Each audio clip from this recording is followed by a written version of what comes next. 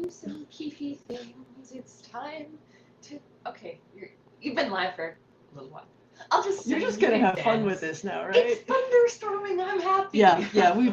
We've got an epic. Ding, fries are done. Ding, fries are done. Ding, fries are done. Anyway. Ding, fries are done. Ding, fries are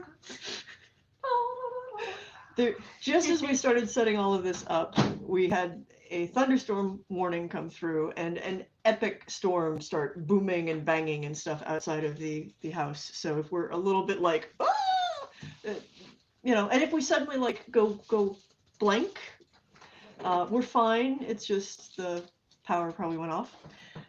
We'll see. Anyhow, hi, welcome to my kitchen. So as many of you know who've been following the live stream over the past couple of days, I've been making an ancient Egyptian temple incense reconstructed from the recipe as it appears on the walls of the temple complex in Edfu, which is in Egypt. That particular recipe is from Ptolemaic Egypt, which means that it is more than 2,000 years old, 2,500 give or take. And we know it was based off of recipes that were old when they put it up on the walls in the laboratory room. There are versions of this recipe and indications of this recipe that go as far back as like 1250 BCE to the reign of Ramses III. But kyphi is a long, involved process. So today, there's nothing to do with it. It's still sitting here. Sitting here, marinating in its juices, being kyphi, kapet, kupar, all the different names for it. Just, kind of looking like brownie batter, soaking up all the scents. Dark in there. Yeah, it actually opening like the scent that wafts up at this point is like this complex, earthy, semi-sweet vegetal scent. But the sour has started to go away. Like when you first set it aside, it's just all the sour from when you add the wine. Yeah, it's like grass and spice and earth. Like it, but it's so. It's hard to describe. And warm. Now, the thing with this is before you even put in the frankincense and the myrrh, which are the two predominant, like rare ingredients in this in terms of quantity and like final, what they finally add to the scent. Oh, and honey, because one cannot forget the honey. And here I thought you were saying, hey, you. I very rarely call you honey. I sometimes slip and become a dude bro and call you babe, and I apologize. Thank you. That's so thoughtful. I love when you don't do that. Yeah, I... Not apologize. Yeah, no, like the slip up and call you hey babe. I... Sign of my times. Anyway, what we are going to do is, a lot of you have been really fascinated by this incense and really wanted to like partake of it. And I gotta say, like having tried to make kyphi on the cheap, it's just not the same. It doesn't smell right at all. No, like, and I mean some of that makes sense because there are a couple of key ingredients that I left out because they are the harder to find, they are more expensive. But reasonably, it's like, well, it's got the frankincense, it's got the myrrh, it's got the honey, it's got lemongrass and mint, and a couple of the other. Like it should be close. It's on some levels in the scent, it's a little close, but this stuff does a thing to your head. Like I can't describe it. And at first I thought, well, maybe that's just confirmation bias. I've read everything about this, and it talks about how it like opens the doors to imagination, and it makes this dreamlike state where you are more receptive to visions and dreams, yada, yada, yada. So, of course, being the sort that likes to experiment with things, once I'd made it, I had a bunch of my friends who were magical workers and energy workers, seers and oracles in many different traditions and levels of expertise come over, and I'm like, tell me what this smells like. Tell me what this feels like. What is this like for you? And we were all reporting the same. It's like a little bit of a bending sensation, not in a bad way. Like, actually, that sensation you get as a storm starts to roll in, but you haven't quite heard the thunder and you haven't gotten the warning that there is a storm, but like there's a shift in the air pressure and you can feel it inside your head deep. somewhere behind your sinuses, and it does a thing to sort of like the way you feel and the way the world kind of shifts around you, heavier or, I don't know, sort of strung out in a curious way. This stuff does that. This stuff does not. It's not a terrible incense, but it's definitely not kyphi as made traditionally. I'm going to keep chipping away at the kyphi on the cheap recipe because I know not everyone has the opportunity to do this, like, what, 2-week minimum process. Yeah, month long. Yeah, not counting the curing, not counting if I'm going to like chop it up or if I'm going to put it into like little hand rolled balls like this. So this here is some of the kyphi from last year, hand rolled. And let me tell you that this stuff is incredibly sticky when you first made it. You're going to see it a little bit here. And so like the only way it, like your fingers, you pretty much you end up knuckle deep covered in this stuff. And because of the high resin content, the only way to get your hands clean afterwards is a little bit, you want to get some olive oil and like rub them. Basically you wash them in olive oil first, and then you wash the olive oil off. It takes a couple of times. Like very thoroughly, but you'll smell like this for days. Like it gets in your skin and under your fingernails, and that's not a bad thing. It's a wonderful smell. Like I find myself like just nose buried in yeah, whatever perfume's been touching. It's such a good smell. So yeah. Well, I was going to say there's a question not about kyphi. Okay. But when you lucid dream, yeah, is it the same as astral traveling? So not exactly, although you can use lucid dreaming as a gateway to astral travel, or at least to a technique that was described to me under the term dreamwalking, where lucid dreaming allows you to consciously harness what your brain is doing while you dream. And in part of that, especially if you buy into the beliefs of the ancient world, and from enough experience, I do. Your dreams give you access to a state of consciousness that can be harnessed for visions, for seer work and scrying, for spirit communication, and for communication with other living people over a distance, which is called dream telepathy. If you learn to lucid dream, you can begin to make a conscious choice to harness your dreams for any of those particular techniques. So dreamwalking is when you use lucid dreaming to go in through your dreams and use them as a gateway to reach out and communicate with people beyond yourself. So you're going, Joseph Campbell used a phrase, the inner reaches of outer space. And for me, that like sums up sort of like what it feels like to travel through dreams and to the very edge of dream, which is also sort of an edge of possibility, and then beyond, or to invite someone in to your dreams.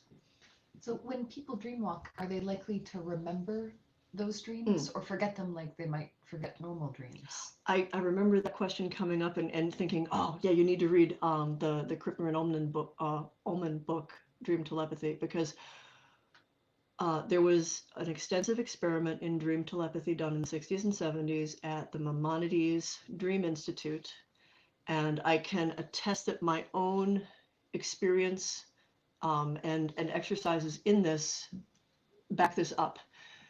If you are the one doing the dream walking, unless you have done a lot of work to have dream recall, and nobody has perfect dream recall by the very nature of the way your brain is switching between states of consciousness. If you are the one doing the dream walking, you are less likely to remember it consciously when you wake up than if you are the one who has been reached out to. And the reason for that is, when you are the one doing the work, you are working from a very familiar space. It is so familiar that nothing stands out as unusual to you. Nothing crosses the threshold of awareness to wake you up with a start or to drag you out of sleep so that like this sticks in your brain and you're like, what was that? What was going on? Because it's you. So unless there's a lot of practice, I mean, I did spontaneous dream walking for years, and it was only a lot of work with lucid dreaming and dream recall that got me to a point where I could consciously engage as well as recall when I was doing it. Because if you are the dreamer, it's your dream. It's really hard for it to stand out in memory. If you are the person who's been reached out to, here is something that is not you.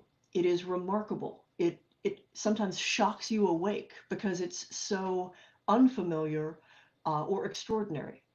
So what they found when they were doing the dream telepathy experiments was the person being reached out to was much more likely to have, I won't say 100% clear recall, because by the nature of dreams, we don't remember them the same way we remember what we ate for lunch. It gets processed a very different way. And that has a lot to do with the way the brain is put together, consciousness, unconscious mind, conscious mind, and some complicated things about brain waves. But generally, a lot of people will discover that they have been dreamwalking and have had many of these experiences and never thought anything about it, because since they were naturally and spontaneously doing it, it did not stand out to them as an unusual experience. It may be brought to their attention by the person who felt that they reached out to them. And then you might like start kind of going, hey, I do remember something, but you know, it just seemed like a regular dream. We were just sitting around having a conversation in this place that I dream about regularly. I hope that answers that question. Yeah. No, okay. People are chiming in and being like, oh, that makes sense, or oh, this is new to me. One person mentions that they, pardon me, talk to loved ones who have passed on in their dreams. Very common. It is very, very common to communicate with the dead in your dreams and to have loved ones appear to you and communicate, friends as well, or complete strangers. Lots of reasons for that. And let me get the psychological reason out of the way first. It is entirely feasible and rational, really, that if you have someone on your mind a lot and you are thinking about them and you're thinking about missing them, the way in which consciousness works and our daily consciousness bleeds into dreams and manifests in dreams. You may dream about a person you are missing simply because you're missing them. And I think it's perfectly okay that doesn't necessarily have to be a spiritual experience. They may not actually be there in that dream. That might just be your brain giving you an experience that you really need. And it's up to you to decide like what meaning you want to take from that or what comfort you want to take from that. But knowing that it is entirely normal and like a part of our psychological reality, that if we're thinking about someone and we're missing someone, that we will dream about them. How do you tell if there's spirit communication? How do you know that there's spirit communication going on? Like, is it all psychology or what? For myself, my deciding factor is, do I have information that I couldn't have had otherwise? And I think each person will have a different threshold for what is proof to them.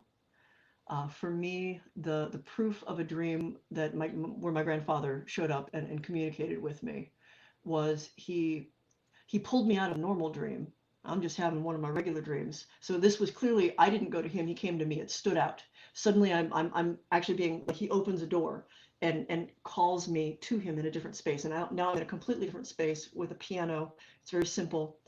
And we have this long conversation, and he chides me a little bit because the one thing he left to me was his keyboard. We all, my mother and I all had music in common. It's also why if you ever like find out that I do music, I kind of do it on my own terms and what I want, because it's incredibly personal to me. And it's part of my family's legacy, part of the heritage that I inherited from my mom and her father. So here's this piano, and he's like, you haven't played anything, and you're just sitting there gathering dust, and I didn't leave it to you for that. And you know, he's good natured about it. And he sits down and he pats the seat, and he's like, I just want you to learn at least one song. Just learn this one song. And he repeats the title of it often enough that it sticks with me when I wake up. And it is "Give Me Back My Heart Again." I'd never heard of this song, like, at all. It is not in the area, because I took opera for 3 years, so I've got a fairly extensive repertoire in Italian arias and a bunch of Italian stuff, a little bit of German stuff, but this was, as he explained, it's like, it is a piano piece for 2 voices. He explained that his mother and he used to sit at the piano, and she would play, and they would sing along to one another. Give me back my heart again. And he's like, just learn that. Like, it would do my heart good if you learned that. So I wake up and I'm like, give me back my heart again. And again, let me say, 19th century, 19th century music was not my area of expertise, not American, not British, like, not. So of course, you know, I am a researcher. I'm a fairly good one. My Google whacking skills are pretty darn good. So I poke around and I find this, and I pull up sheet music that is in one of the Historical Society's collections.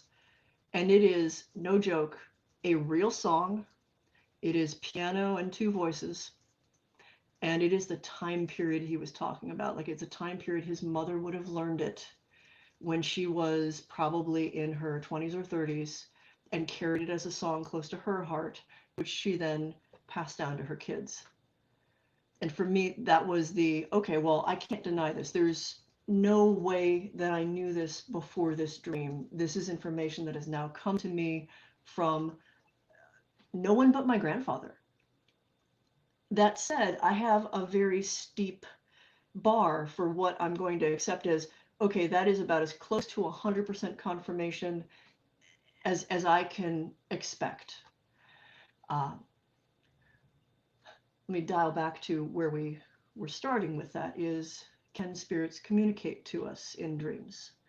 All the way back to the ancient world, that was one of the main reasons to use dreams in temples and in sacred spaces, in what the Greeks called dormitories, from the word dorm, to sleep, where you would lay out, like in the Greek thing, you would lay on a sacred sheepskin and you would go to sleep, and you would do this with the intent of reaching across the boundaries of life and death, and speak with your ancestors, speak with the recently dead, speak with the heroic dead who in ancient Greek cosmology occupied a slightly different position than regular ordinary humanity, or even to the gods and goddesses or their messengers. So there's this old tradition that dreams can just be dreams, but the state of dreaming itself is a gateway where we inhabit a part of our mind that is more receptive to these communications. And if you know a little bit about left brain and right brain and consciousness, and the way in which our brains process information while dreaming versus the way in which they process information while we're awake, it makes a lot of sense, because our waking consciousness, a lot of it goes to making boundaries and narrowing our focus so that we can pay attention and think clearly about certain things that we're doing, certain things, the information that we deal with, language, rationality, but boundaries on that. Some people who are neuroatypical have a hard time with those boundaries, which means that they become easily overwhelmed with sensory overload, too many thoughts.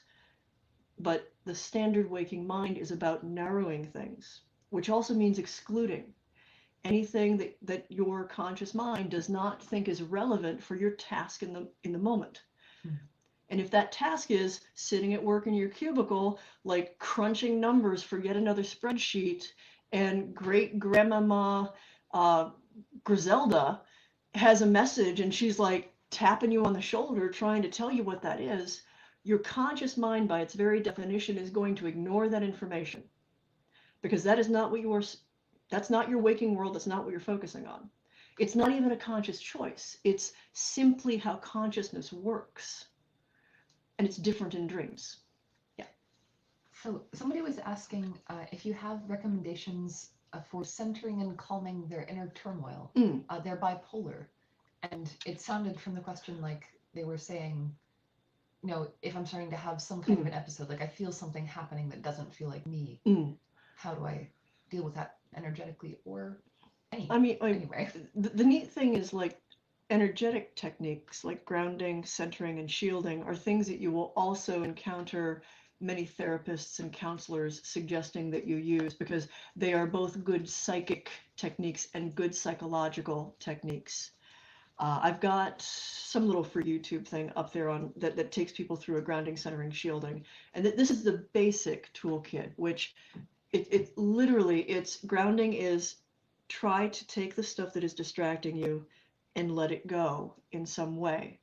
It's called grounding because the people who were coming up with this first were imagining as if you were a tree with roots into the ground. You are literally letting this into the ground, letting it seep away. To some extent, it implies that you're almost asking the earth to help you find your balance, to help you find your footing, and to take this burden from you so that you can feel a sense of calm. People will let go of this stuff differently. Some people give it to sky. Some people just sort of feel it pour out of their backs. Some people just let it roll out of their hands. I find it very useful, like a first step, to just run my hands under water because the tactile sensation helps me focus on me, on my body, on the process of letting stuff go. If I'm having trouble focusing on letting it go, I literally stare at the water washing over me and going down the drain and use that as a focus for the action, the internal action of just letting this wash away, letting it run away, letting it be off of me. So that's grounding. Centering is once you have a sense of calm, sitting in it for a few moments, finding where is the calm center of you. If you have retreated from the world and the storms of the world and the things that are pulling you in many different directions, where are you? As like just one calm centered point. Depending on the world tradition you might be influenced by or your personal preference, you may find that your center is here. There's no right or wrong way. Some people center here, some people center here. It may, for you, not be something that feels like it lives in your body. It's just a sense. Again, no right or wrong way. Just take a few moments, close your eyes, and be in that. Just in you. And, enjoy that. Like feel that as your point to start from for being stable and undisturbed by the things in the world around you. And if you are someone where part of what's disturbing you is inside this, the fleshly vessel that you wear, inside the head, inside the stuff that you live in, try to find what's deeper than that. Pull it further and further until you have pulled past that storm. People who have chronic pain, like that's another layer. Like you want to see if you can pull in further into you to a place that doesn't feel the pain, to a place that doesn't feel the turmoil, to a still small point that is so concentrated that it is removed from all of those distractions. Just sit there for a few moments. And then the final step, shielding, which I think might be better served if we called it boundary making, where you start from that point of stillness and you assert a certain amount of boundary around yourself of, okay, I have my calm and my stillness, and this is me, and here are the walls that hold that in, but especially hold all the rest of it out. Shielding can take a lot of different forms. I know that most like television shows and books that you've read have probably described it as visualize yourself surrounded by a ball of white light. And that is a perfectly acceptable way of doing it.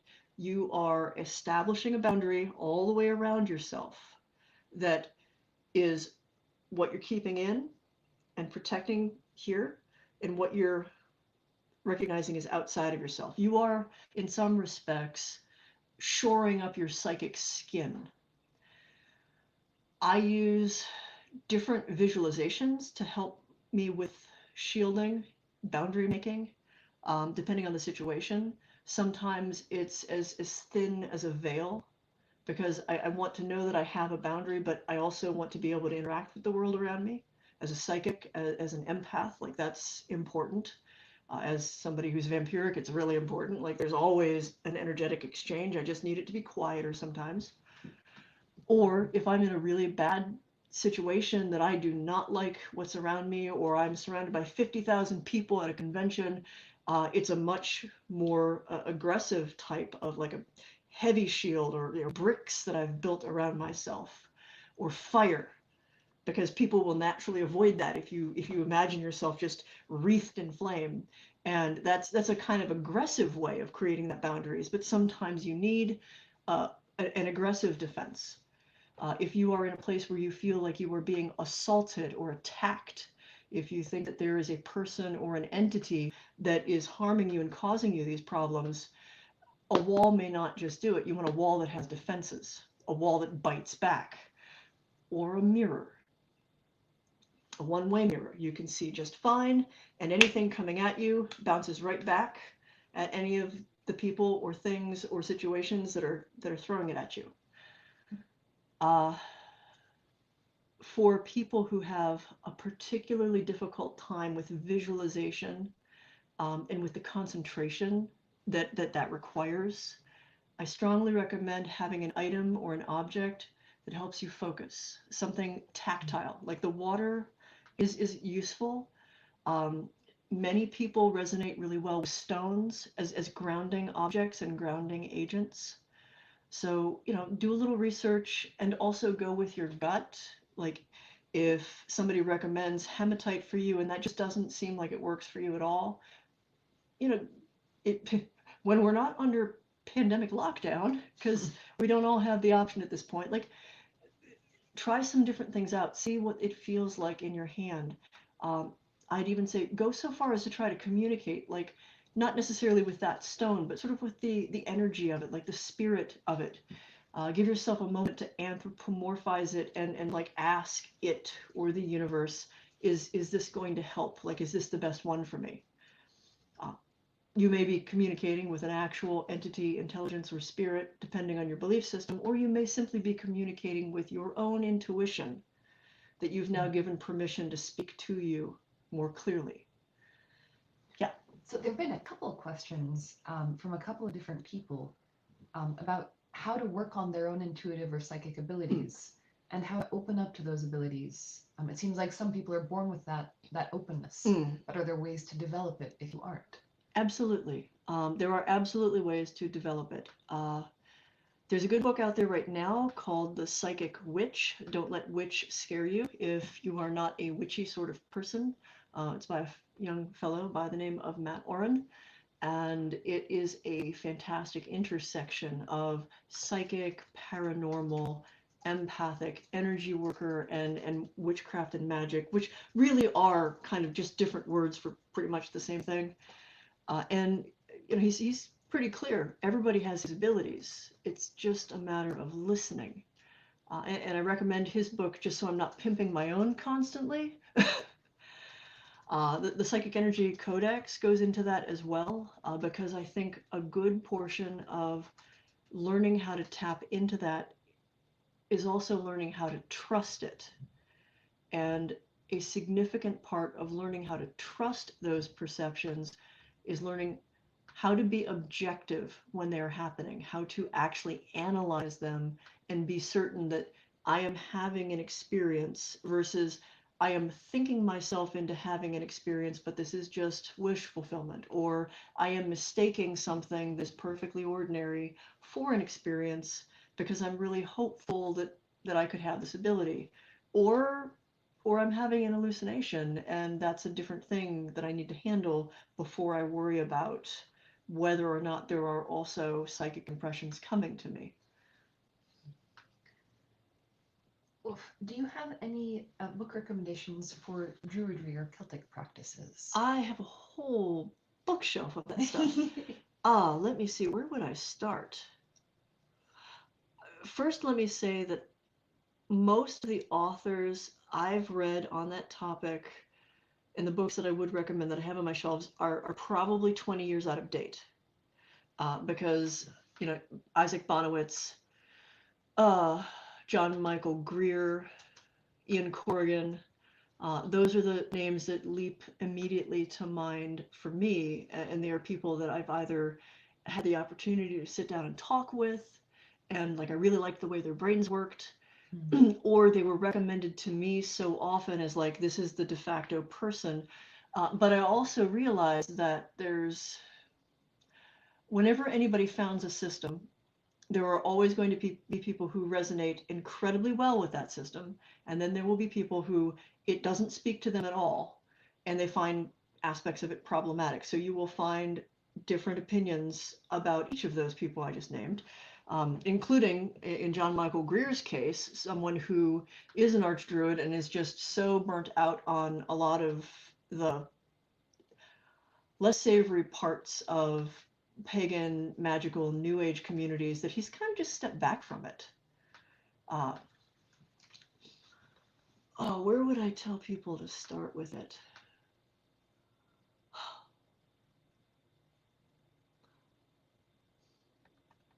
Okay, so if you're like me, I liked the 1-2 approach of studying I can't even talk.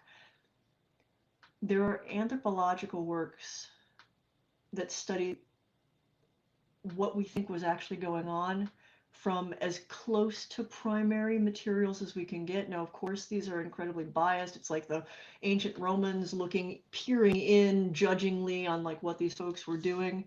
And it's funny to read Roman accounts of Druidic practice because it sounds an awful lot like 19th century British accounts of what anyone who wasn't British and Christian were doing. And so that's important to keep in mind, but I think that it is helpful to give context for misunderstandings, for recreations, because a lot of Druidic practice at this point is reconstructed. And there are big gaps and negative spaces in our understanding if we're not simply accepting the unverifiable personal gnosis of someone who feels that they're carrying the practice forward. I also think that it would be really useful to look into the work of a certain Joyous Judy Young on standing stones, because I think that I don't know if there's anything out there to find, but like your mom was recreating a lot of core concepts with Druidic ways of measuring time, and she wasn't consciously being a druid, but her work with Stonehenge, the stones in Orkney, all of the photography that I've seen that she's left, she was following the footsteps of the druids. It's fantastic. Yeah, I mean, if you happen to live in Massachusetts or the Northeast, there is a stone circle to find. It's on the University of Massachusetts campus in Amherst, Massachusetts. Yeah, I mean, I'm biased and bragging a little bit, but Illyria's mom built basically an American Stonehenge. It is a standing stone circle at UMass that is tuned to the movements. It's a calendar. Yeah, unlike Stonehenge, there's not as much mystery about how it works.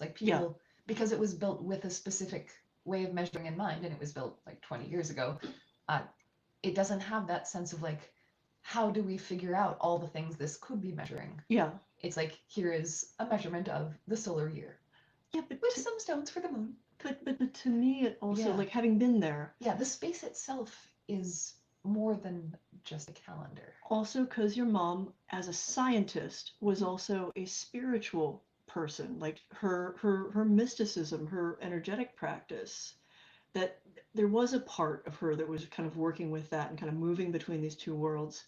So if Druidry is something that you're interested in and you have the opportunity to ever like check this out, especially if you don't think that you're ever going to be able to like get over to the British Isles and check out like Stonehenge or whatever, take a trip off to UMass and just stand in the sun wheel and open yourself up to any wisdom Judy may have encoded there, because I'm going to tell you she did. There's another question about psychic perceptions. Yeah. After a long time of blocking things out, how do you open back up? Is it possible to lose your abilities entirely? Well, you don't lose the abilities when you block them. You do create the equivalent of psychic scarring, of trauma. So the first step, if you have shut your abilities down, is to deal with the emotional repercussions, like the emotional fallout that caused you to shut them down in the first place. If you shut them down, there's probably at least one experience or many things that made you do that.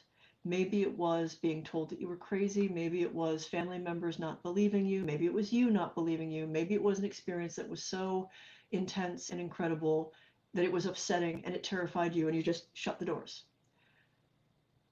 As someone who has been teaching people how to get in contact with their abilities for going on 3 decades now, if you don't count previous lives, I can say you have to deal with what happened.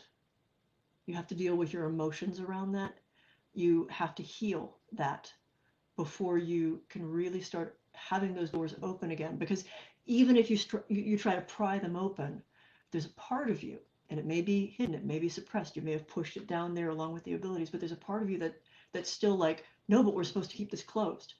And so you'll find this frustrating state of mind. Had so many students report this, of like, I know I should be able to see something, like I know I should be able to have this experience. I feel like I'm right on the tip of it, and then it just pulls back. That's your trauma.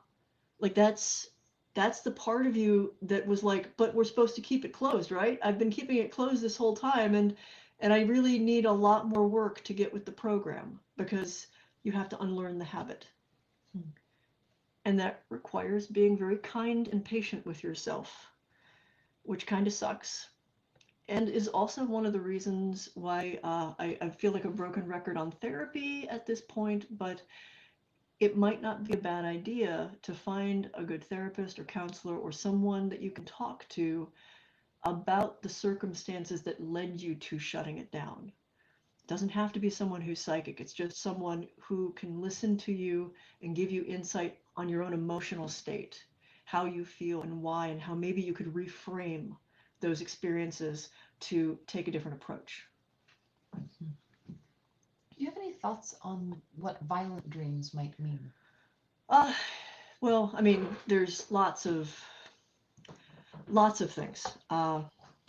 Without knowing more about the person's situation, background, any medications that they're taking. So first, there are a number of medications that can change the way that we dream and change the way our brains process information, and that can result in disturbed and violent dreams. A lot of stress can result in disturbed and violent dreams.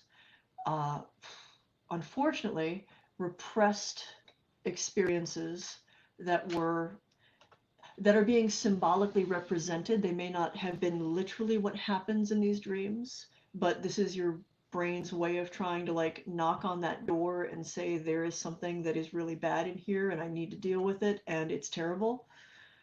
That can be another reason.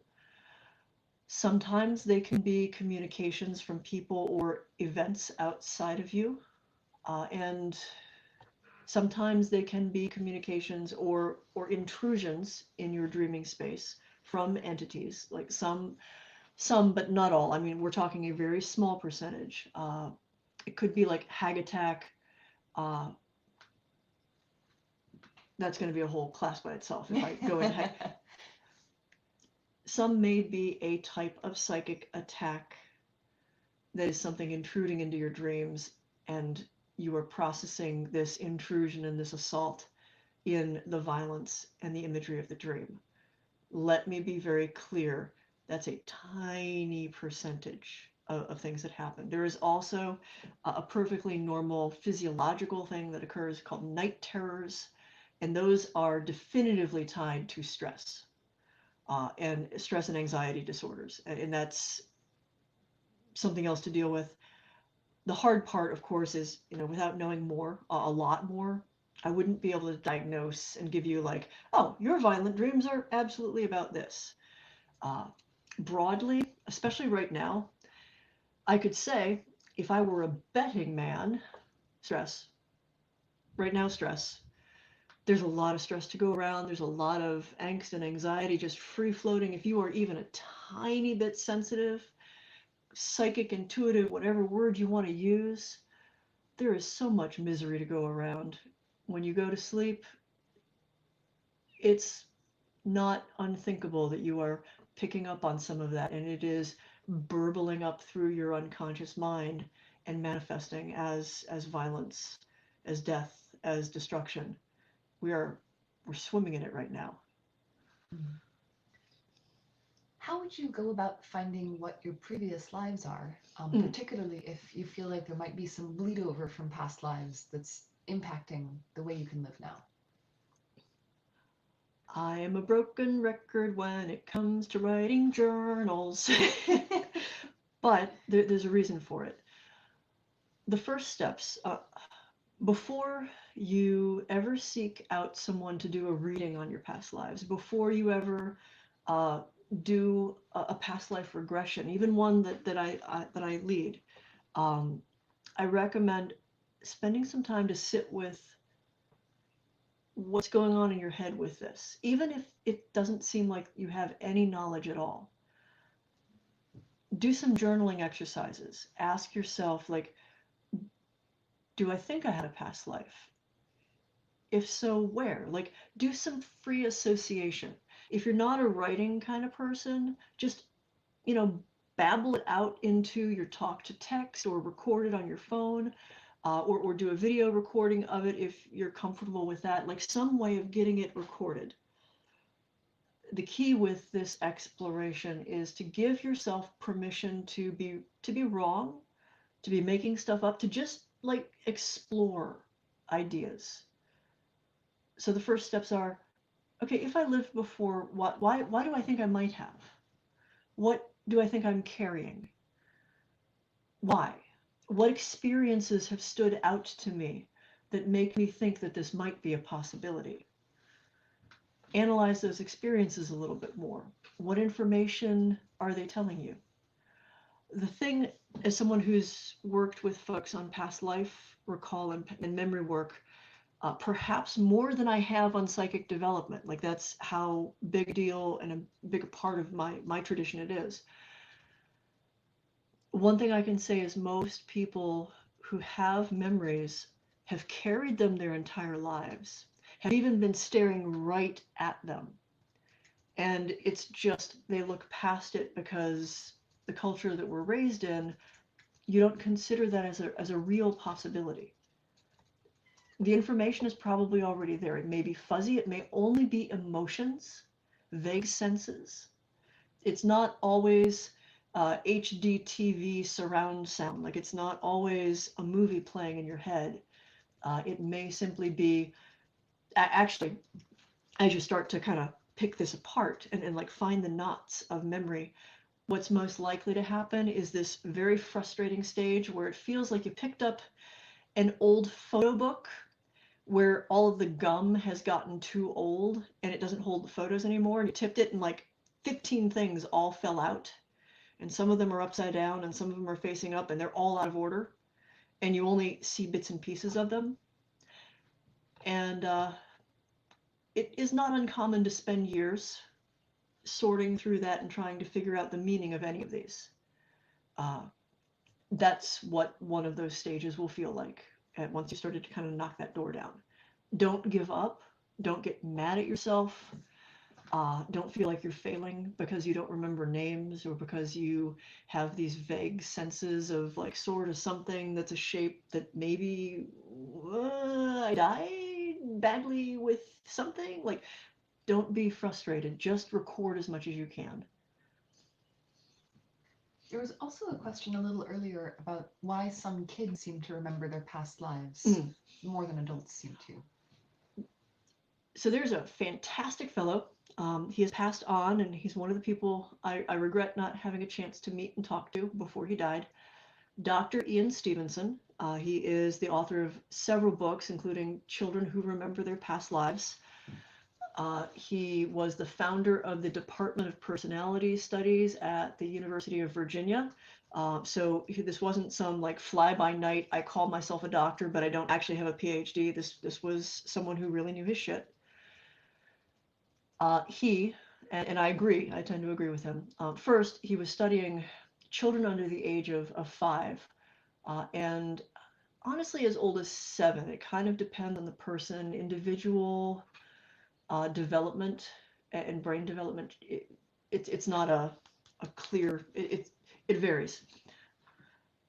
Children under a certain age, the way that their brains develop, but also the way in which they kind of anchor into what he called the present personality. There's a process there. And in earlier years, especially like right on the cusp of becoming verbal, there's not a whole lot of clear delineation between now and kind of an eternal now. There's not a whole lot of delineation of like, I'm I and you are you. Like, they're still in the process of navigating all those boundaries. And it makes it much easier for a lot of things to come through. I was mentioning how like your conscious mind, its job is about setting up these boundaries and minimizing what you perceive and what information you're processing, which by its nature means you're excluding a lot. They're still at a stage in their development where they're not excluding much at all. So it's not uncommon for children to perceive spirits and have no clue that adults can't see that the way that they do. They just interact with it with this sort of like pure, I'm having an experience and I don't think about why. They don't question what they're experiencing. They simply experience. They're kind of in a constant id, a constant now. And really, it's incredibly common for past life stuff to come forward. I know I recite the instance of my first ghost a lot, and that was before the age of 5. I was not quite 4.5. I don't recite the instance of my first conscious past life memory. The first one, I can look back at the memory, the experience itself, and say, I am having a past life memory.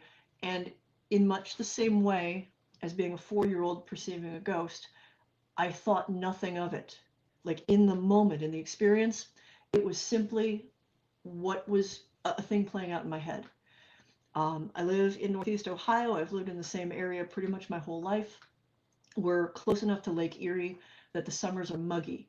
Like there's a certain point in the summer where the air is thick and heavy and wet. And the cicadas that year were particularly loud. So there's like this heavy, moist air and this heavy insect buzz. And it's hot and the sun's kind of beating down on me and I'm in the backyard playing in my sandbox. And at some point with the feel of the sweat on my face, as a bit of it drips down, and the buzz and the heat and the wet was really important to this. I looked up from playing with my little Hot Wheels through the sand and expected to see for a moment trees that looked nothing like the trees in the backyard. It was jarring because something about all of those tactile sensations reminded me of being in a space where the leaves were very, very thick everywhere, deep, deep green, glossy green, jungle wet and jungle hot. And when I looked up, I'm just looking at like the elms and the beeches and the things that are in the backyard. And there's a moment of like, huh, nothing more than that. But in the same way I was saying, if you're the dreamwalker, unless something unusual intrudes in your consciousness, you don't necessarily remark on it, that this life was the intrusion. That's the thing that's kind of astounding. Like, I looked up and the intrusion was, I'm in a completely different space than I expected to be in, than what I was still kind of feeling myself in. And I firmly believe, and this is backed up by numerous experiences, things that I talked to my mom about when I was tiny, accidental conversations with Vietnam vets, one of which happened at the Thomas house the first time we were there with Glenn, who had been a medic, doc. I firmly believe that before this particular incarnation, I died in Vietnam. I was drafted. I've picked at this one because, like a lot of past life memories, it was bits and pieces, and mostly I remember the tail end of things. But at this point, I am convinced I received my draft notice in November, I think 1969. Don't quote me on the date because I'm never great with that. But there were some things that happened that summer and some music stuff I remember that makes me kind of think that's then. But I know November because at first I was worried that I wasn't going to be able to spend the holidays with my family. And I got Thanksgiving and I got Christmas and I got New Year's, and like sometime right after New Year's is when I shipped out to a special type of hell called boot camp. I don't even know if they called it boot camp then. Like, it was a training thing and it was just the worst. Just the worst. And I didn't last very long. It wasn't a particularly long tour, and it was probably, I joke about it now, the most ignominious death ever, because we were marching from one place to another place, and it was wet and it was miserable, and it was just not a fun time. And I had to take a leak. Like, I had to take a mad piss, and all I wanted to do was take just a few moments of privacy to like nip off and relieve my damn bladder. And I knew it was a terrible idea. I totally knew it was a bad idea, and I kind of just didn't care at that point. And what stuck for the longest time was literally like this, long marching column of people, and just the irritation and the wet and the bugs, and just and like, just, anybody gonna notice? Okay, just take a little detour off, and like not very far at all into the thick, and there's a click, and the thought of, that was not a twig. And it gets a little disjointed after that. I can tell you the sound of a Huey, of a certain type of helicopter descending to pick up the wounded, hits me on a visceral level that I still don't have total control over. Like, there's a place where that hits me, and I don't think that I finished that ride. I don't think that I lived through that ride, but I was in and out of consciousness enough to like seriously internalize that it's like the wooba wooba wooba wooba wooba sound that they, yeah. So anyway, that little diversion is, children do remember their past lives more clearly. They may not remark on them at all because it doesn't strike them as an unusual experience, in much the same way that children who perceive spirits, will just happily play with their imaginary friend, and not think anything of it, because that's not how their reality is ordered yet.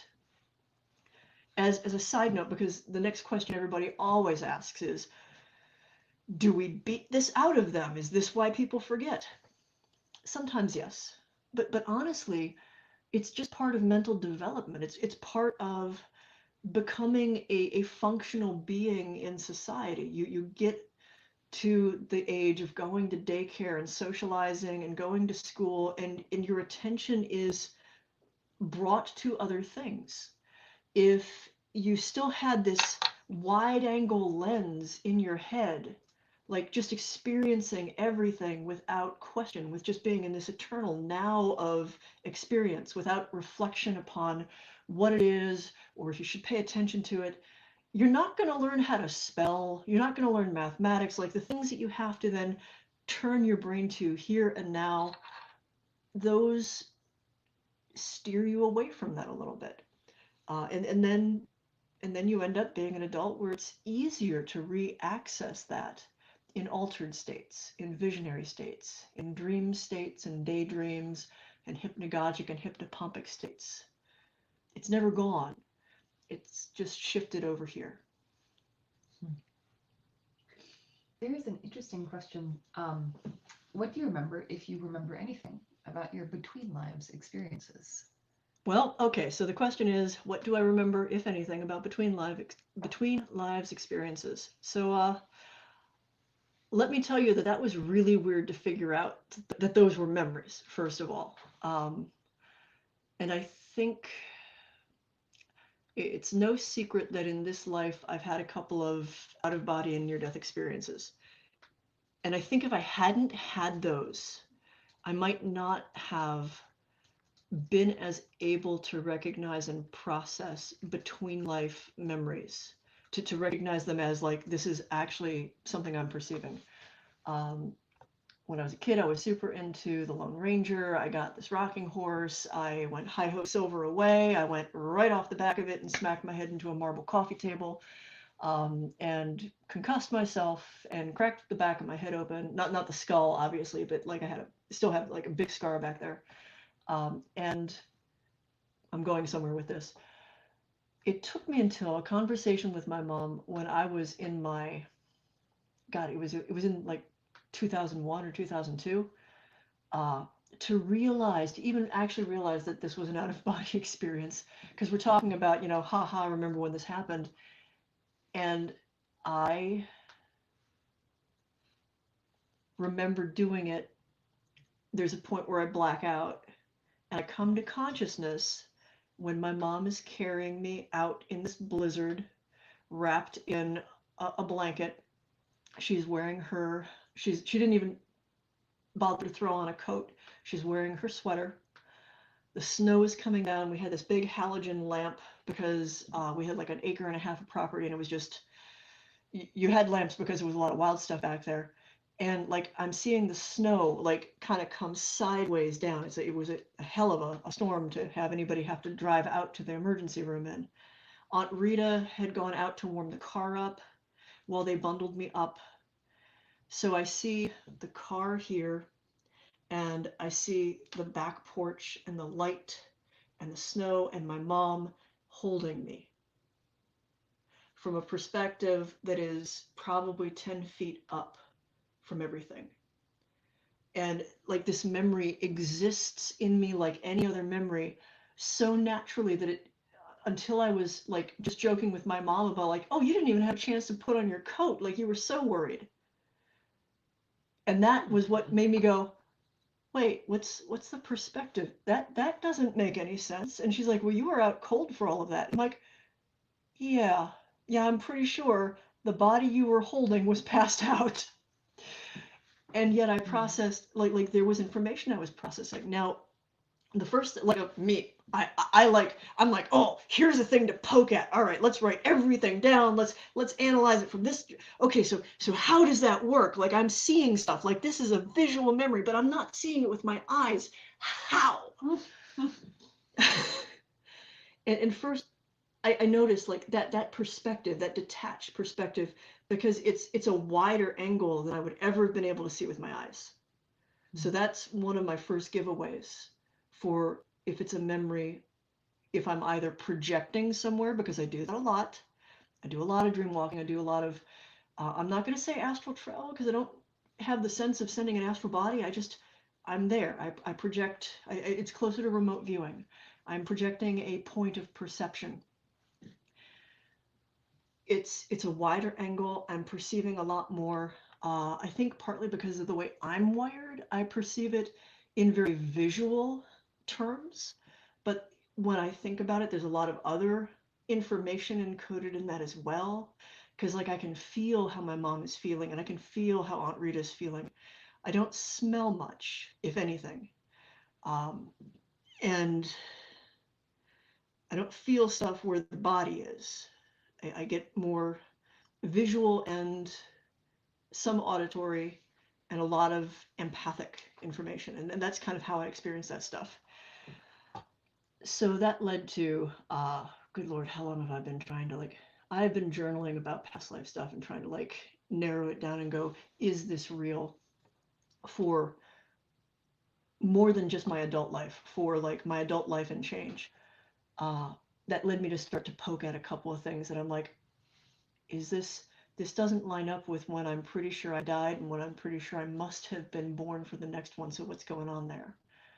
And I started to note that there were a couple of flash points where it's the same. It's that out of body perception. The funniest one, this was, so I work with a bunch of people who have kind of a soul entanglement. I sometimes call it our glorious reincarnational clusterfuck, because we keep hanging around one another over and over again. And there's a fellow who I will sometimes refer to as my brother. Complicated relationship there. I think if I had a very different way of looking at things, I would think of him as my soulmate, but in the sense of, no, not happily ever after. We are two halves of the same thing in kind of constant diametric opposition, equal and opposite and entangled, and it's complicated. And I would have thought very little about this one memory I'd written down that I'm like, I might turn this into a story. I don't know where this is coming from. Where I had seen a fight between a man and who I knew was his lover, his male lover, at a time when that was completely not okay. And it looked like it was maybe Italy, probably maybe 14th, 15th century, just based on the architecture. And I mean, it stood out because it was this epic, stupid, the lover is just having a fit. He is every caricature and stereotype of a jilted queen that you can possibly imagine this fellow was doing.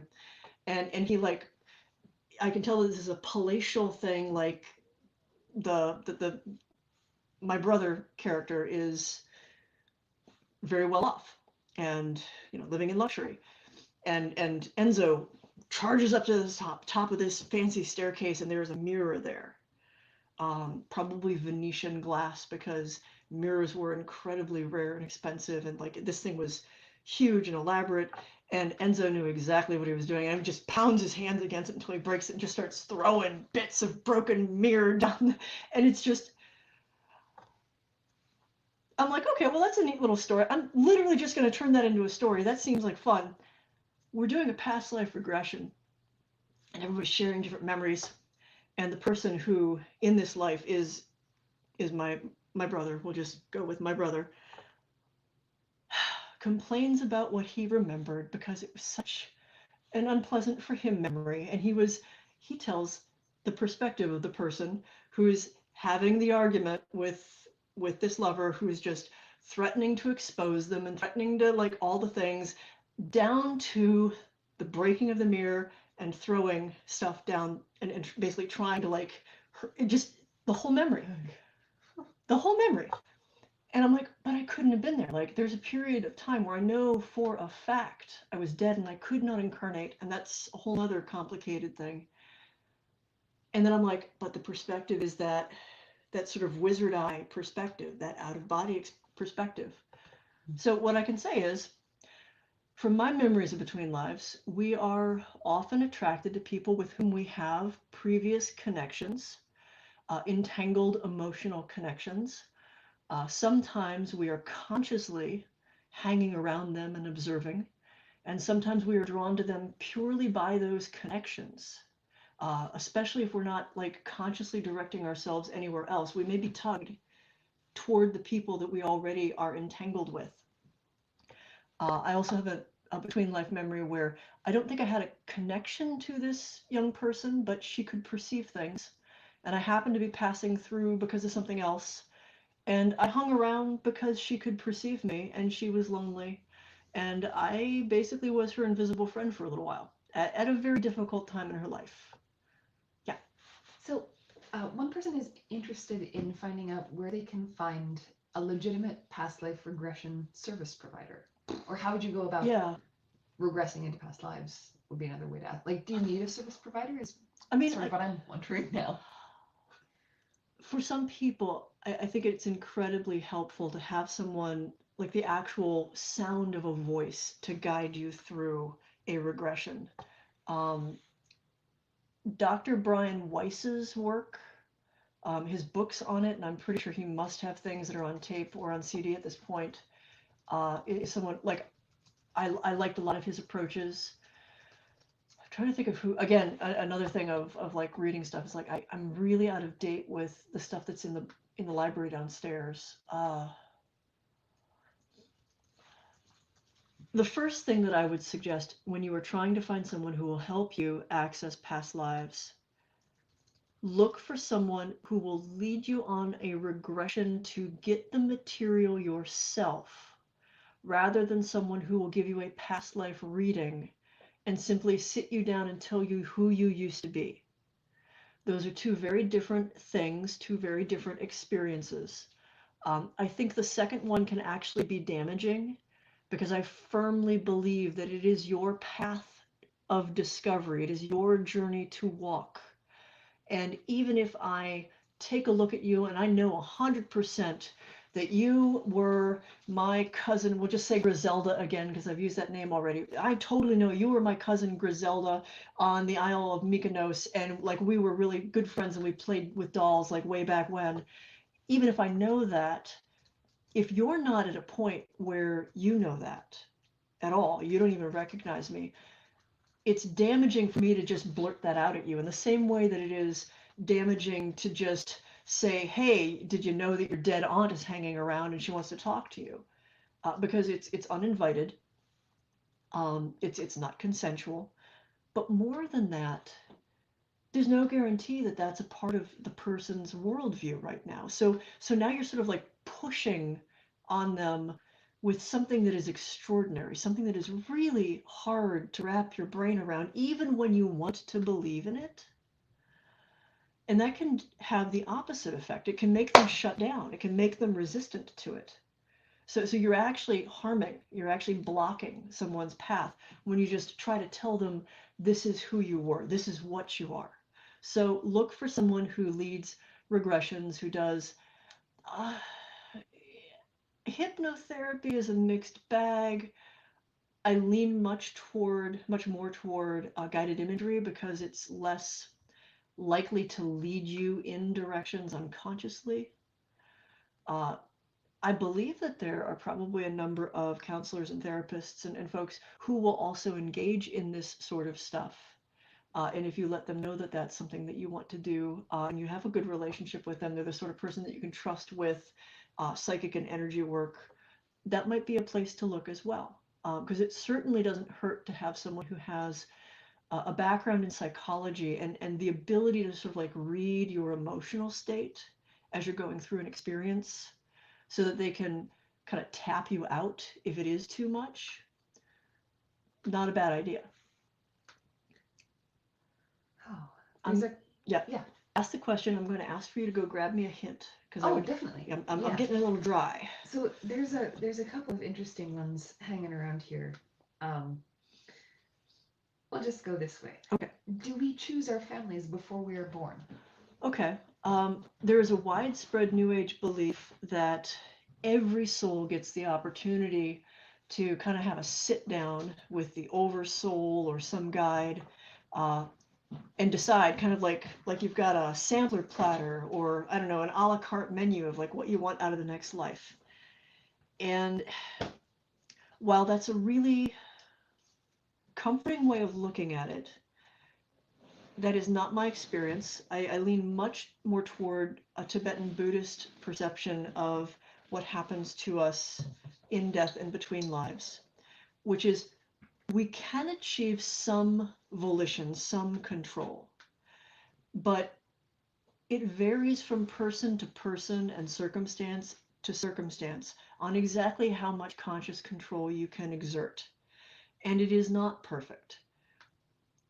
it is, in my opinion, true that many of us will stay around people that we already know. It's not uncommon for people to incarnate in the same family for several generations because you build relations there. Like you have an investment in that.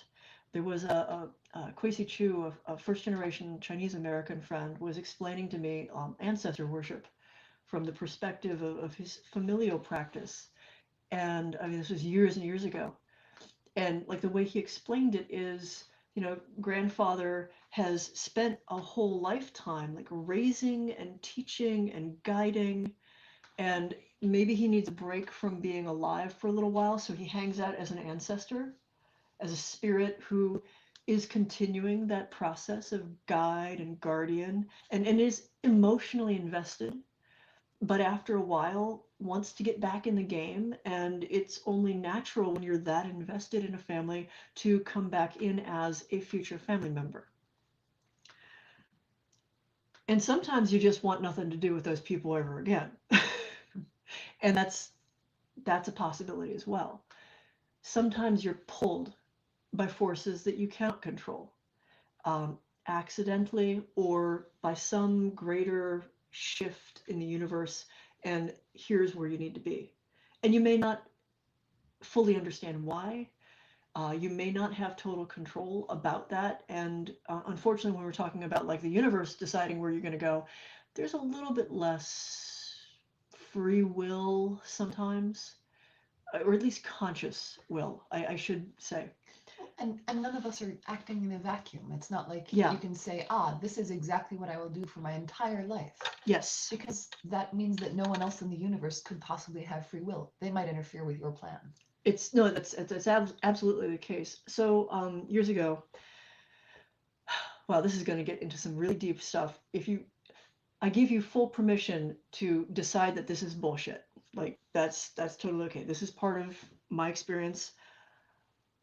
In 1999 to 2000 is when I started to very actively work with what I call the disembodied. They are, I've mentioned this reincarnational clusterfuck. Well, it follows that not everybody is incarnated who is in this entangled mess of souls. The disembodied are the ones who are between lives. They are varying levels of conscious and engaged. It depends on how they died and a lot of other things. Many of them are doing what I just referred to with grandpa being an ancestor. They are on that side because they're doing work from that side. They're kind of out of the flesh game for a bit by choice. And sometimes they're out of the flesh game for a bit because something happened, like a death was so bad that they needed to rest and heal. And there's a point where one of them, who had been out for a while, was like, I'd like to be a person again. I'd like to be a person with flesh. I want to become a baby. I want to have a human life again. Not to say that they're not human on that side. But they wanted to basically be born. And they were trying to do the thing of like, I get to pick and choose who's going to be dad and mom. And here's where that process played out. They picked their perfect idea of this person should be mom and this person should be dad. Well, mom and dad had no interest in one another whatsoever, and the likelihood of them two getting it on and having a baby was slim to none. So rather than just follow those people around trying to influence them from the other side and whisper in their ears and just kind of like try to play Barry White for them, they went down the list of like, well, maybe this, maybe this, maybe this. And until like they found a situation and a couple that were workable. Now, all of that presumed that was going to be a pregnancy carried to term, because there's no guarantee that that's going to stick, that there's not going to be a miscarriage. And I spent some time going, I'm pretty sure I see this disembodied just kind of hanging around. Like my perception was he was just kind of behind the mother as she was, carrying a baby. And like sometimes he'd flicker in and out a little bit, and sometimes I'd almost see like they were like almost like a thread or a cord, like an umbilical.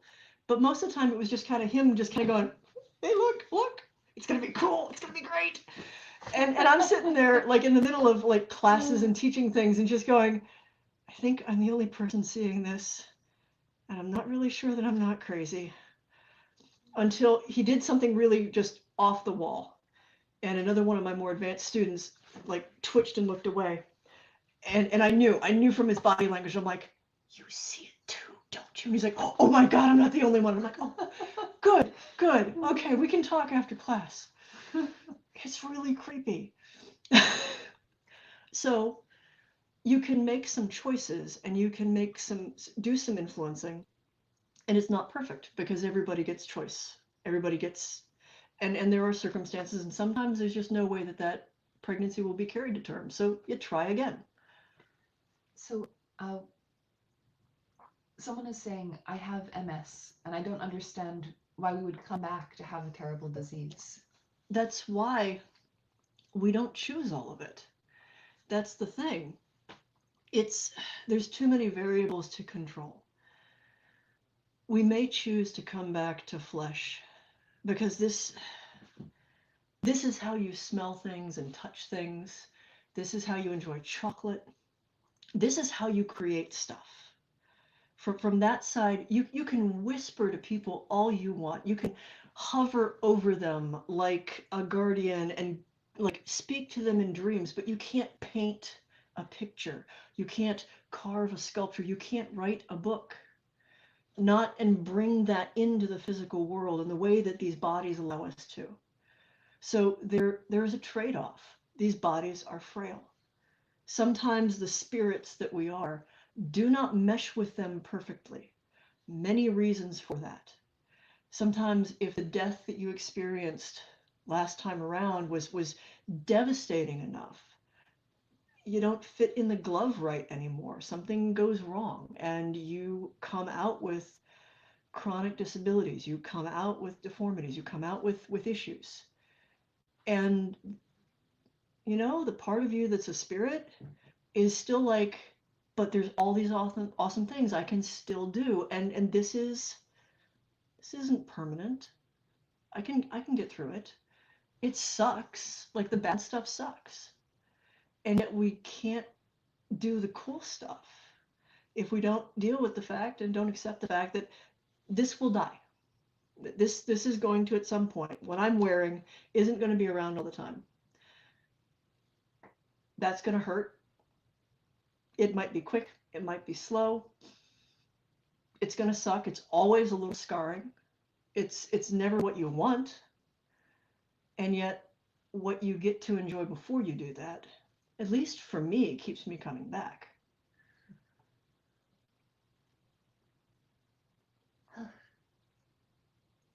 That was a lot. Sorry. Illyria doesn't like me talking about death a whole lot. Certainly not my personal death. Your personal death is a little more scary than most. I mean, for me. It's like falling off a bicycle at this point. It's easy once you remember how. Yeah, well, actually, this is also where, like, in reading Tibetan Buddhist stuff, like, really speaks to me. Becoming comfortable with the prospect of death and engaging with it in a conscious way, not necessarily a fearless way. Like, you're going to be afraid. Not necessarily a painless way. It's probably going to hurt. But approaching it as this is one more experience of being alive. This is a transition. This is a state of being that is not permanent. And taking it for the journey that it is. I have a lovely question for you. Mm-hmm. Are animals reincarnated? I believe that animals have souls. I believe that the souls, the spirits of animals, are a lot easier for us to recognize and interact with when they are companion animals, because they've spent so much time around people that we occupy little pieces of each other's brains, like literally. Not just companion animals, but even domesticated animals. They know sheep, for instance, have a portion of their brain that is dedicated to recognizing human faces. They've spent so much time around us that they've started to acclimate to us, and a part of them thinks enough like us that if we encounter them as a spirit, it actually means something to them to interact with us. I do think they come back. I think by their nature, most animals are a little bit less complicated about death and life and rebirth than humans are. Our big brains are sometimes our worst stumbling blocks because we just get so hung up about things and worrying about the meaning and just, twist it up on ourselves. Many of you who follow me on Twitter and probably on Facebook, and Instagram too, because I think I eulogized him the whole day. The next door neighbor had to put their dog Gunner down. Was it just this past week? Yeah. Yeah. Gunner was a fantastic dog, and it led to an interesting conversation with me and Lyra because they've got two dogs, one of which is a really nice dog, but she's just a dog. Like I don't connect to her and like feel like I have a communication with her that Gunner, and anybody who interacted with Gunner, he stood out as like people are like, he's so human, he seems so smart, he seems so intelligent, like there's really something behind his eyes. Like you couldn't deny that this was an extraordinary being who just happened to be a dog. I'd hazard to say that animals can be awakened in the same way that humans can be awakened, where a part of them wakes up and is engaged in their experience in this life and beyond it in a more conscious way, in a way that we will recognize as, an old soul or a wise soul or whatever. Like we have different words for it. And Gunner understood the whole process. Like he was ready to go. Had enough English, I think, at this point in his life that when his family was like, okay, we're ready to let you go, he perked up, he was happy, he was just like his old self, and he was just like, I am so happy to be out of the ouch right now, because he'd been going deaf, he was going blind, he, as a German Shepherd, had the degenerative disease in the base of his spine that was just making everything very hard for him. And I did the hard work of I've seen the term death doula, and I would never have considered using that term, but it's so appropriate. By the request of the eldest daughter, I helped him in his transition. I was not physically there. Let me be clear. We're in pandemic social distances, so I wasn't in their house. The vet came and did the house call. They told me about the time, and I projected to the space. And I was there. I observed what was going on with the family. I wrote it down to double check because I never assume any of this is right. And I helped him make his transition and encouraged him that, now he could come and go out of doors that maybe he couldn't before, and, go running, and that he could come back whenever he wanted to. And watched him sort of go through this process of shaking off the memory of pain and shaking off the flesh, and still being like, all of that was so present that he still looked exactly like he did, just a couple of years younger, and was just still a dog. Is he gonna go reincarnate? Probably not anytime soon, because I'm pretty sure he wants to hang around his family for a while, and all the other people, because he's incredibly social. This is also a controversial standpoint, but I think sometimes souls that were not originally human may choose to have a human experience. And I think the first couple of times that can be really confusing for them. But, kind of like riding a bicycle, the more you do it, the more you figure out how it works. These are suits of clothes. Think of it as your body's a virtual reality glove. Like you put the glove on so you can be here and do things. And, what's in that glove has to roughly fit the glove, like all of the bits to make it work, but there's no guarantee that it's exactly the same thing from person to person. So we're beings having human experiences. Some of us are beings having dog experiences. So I'll preface this with this one makes me super angry, so I have some thoughts. It's nothing bad. It's a common thought. Roderick actually says he has heard a theory that ailments in the present life are punishments from things we did in a past life. Okay. And it just makes me so mad that anybody could say that. That's horrible. Well, not that Roderick's saying it, but No, that it's a world, but that it is a world belief. World. Well, there's the idea. Okay, so talk about victim blaming. Take it to the next level, though. Yeah. Okay. So that's based partly off of the idea of karma as it was lifted from Hinduism and imported to the West. Karma in Hinduism is quite different from what you encounter as karma in New Age, metaphysical, and pagan communities now. Let me, for people who aren't familiar, the idea of karma in the modern magical movement of the West, karma is the idea that what you do comes back to you, usually threefold. They sometimes call it the threefold law. They kind of conflate that with karma. If you did bad things, it comes back to you. If you did good things, it comes back to you. So if you had a particularly virtuous life, you should be rewarded in this one. And if you were Hitler, you should be an ant that everybody shits on and then just burns with a magnifying glass. And as satisfying as it is to think that people who do bad things will be punished at some point, it's not as easy as that. Reality is just not as easy as that. It's not as simple as that. Part of it is because evil is a very relative term. Bad is a very relative term. I'm going to go, again, I'm an accidental Tibetan Buddhist in the sense that so many of their things make a lot of sense to me. In Tibetan Buddhism, when you die, there's this process you go through before you incarnate again, where you get a couple of options to kind of scoot out of the whole process.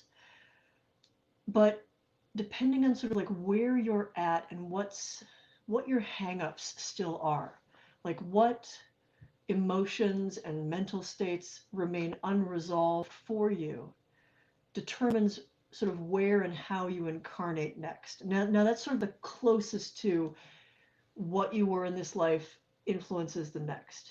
But it's less about what did you do, and it's more about how do you feel? What are your attitudes? What are you carrying? That then in this system determines where you go, which leads in their belief system to someone who, if a person is really weighed down by their sense that they are a terrible, horrible, awful being, they have an incarnation as what's called a preton or a hell being, where they basically kind of pop into their own little pocket dimension of suffering that is literally created by their sense of how shitty they are. They have made their own hell. And the process of getting out of that is realizing that they need to just let it go, that they need to move past that. And the crazy thing, to my mind, is that you can actually be an incredibly kind, sweet, giving person. And because there was one day when you didn't act the way you wanted yourself to act, you can become that incarnated in that personal hell because you weren't as perfect as you thought you should be. Well, because it's more about it's about it's about you yourself. Yeah, it's about you. And at the same time, some awful person, take again Hitler, who should be an ant, can be like, oh no, I was doing what was best for everyone. Well, and you can 100% believe it. Yeah. So anyway, is there some sort of universal scale of justice? I will say every religion the world over posits that there is, tries to come up with it, and everyone has a different metric by which your soul is measured. I'm gonna, again, I don't normally like to go with this is my experience, this is my perception. If I base it off of my own experience, what I remember, what I've helped other people to remember and work through, it's not as simple as I led a bad life and then subsequently in this life I'm suffering. It's not as simple as I led a bad life and that's why I have a clubbed foot this time around. I had a lifetime where that was actually a belief. If you were born with a deformity, it was because you were automatically sinful, that there was something wrong with you. You were a stained being. And let me tell you, that fucked me up for 36 goddamn years. And it was widely believed at the time. If you had something wrong with you, you deserved it. You had earned that punishment. And if something went right for you, you had equally earned that in some weird other space. And I just don't think it works that way. Like, you know what bothers me the most about it? I think I just gave away that lifetime with the age, but oh well. But that whole belief, it doesn't recognize the amazing, inherent, creative chaos that is our universe. And that makes me really angry with it. Because the universe is chaotic. Yeah, and all the beings we interact with, and all the beings who aren't even in bodies who we interact with, and all the places and the elements, like all of these things come together in this glorious mash. And to think that anybody deserves a terrible thing that happened to them because they were born is as insane as thinking that somebody deserved a wonderful, like finding $20 on the ground. Yeah. Did you deserve that? Did you just happen to look down? Well, also somebody else dropped it. I mean, there's the well, no, there's another like kind of like new age belief of like everything happens for a reason. It's comforting, it's really easy, and it's not really true. What I will say is we are thinking beings that engage with our reality, and we can make the choice to see a reason for something that has happened to us. And we can take that choice of seeing this, there is a reason for this, and it's teaching me a lesson. And we can use that to do something fantastic with the experience. But it's not happening because it must. It's not happening for a reason. We're making the reason. We're choosing to engage. We're choosing to project a reason on it.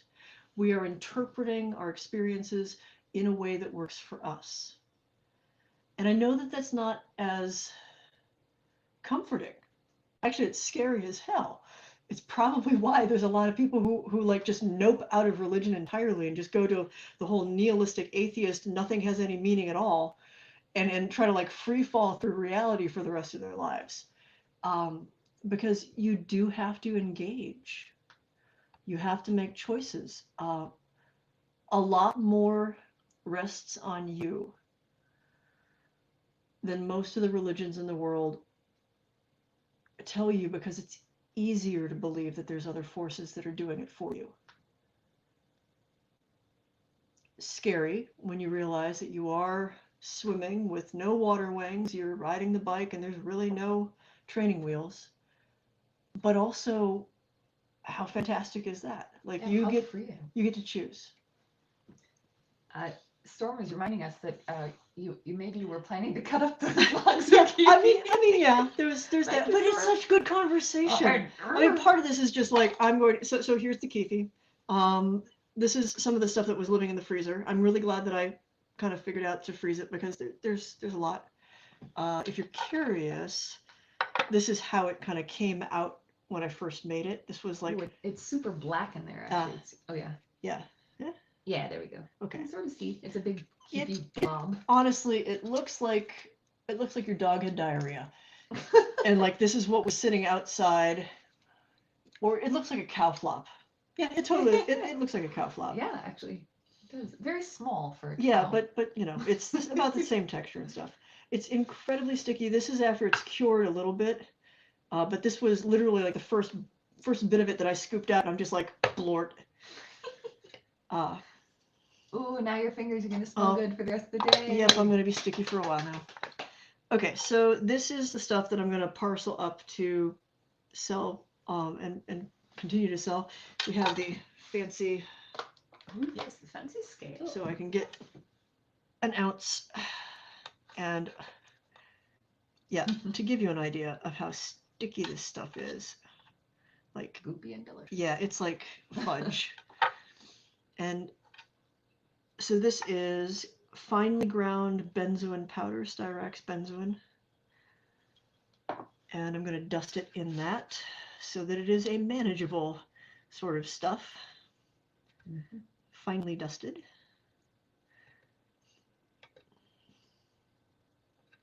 So there are a couple more follow-up questions. Yep. One of them, I'm trying to remember because it's actually far enough back in the chat that I can't scroll back to get to it. But someone was asking about whether it's common to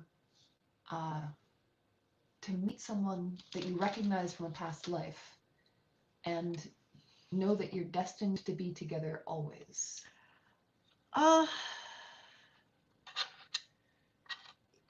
It depends on what you mean by destined to be together always, because I can definitely say that I am probably destined to run across my brother often, for good or for bad.